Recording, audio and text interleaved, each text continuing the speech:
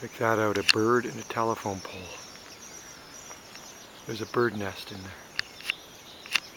See that hole up there?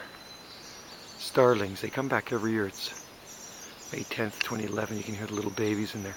The perfect spot for a nest. The mother and the father bird keep going back and forth. I guess they're feeding the babies.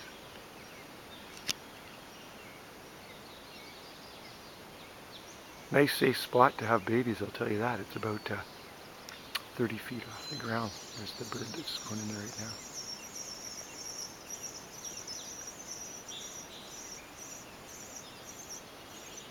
European starling.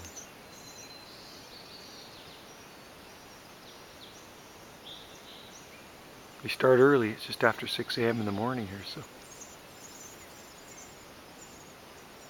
they do that all day long.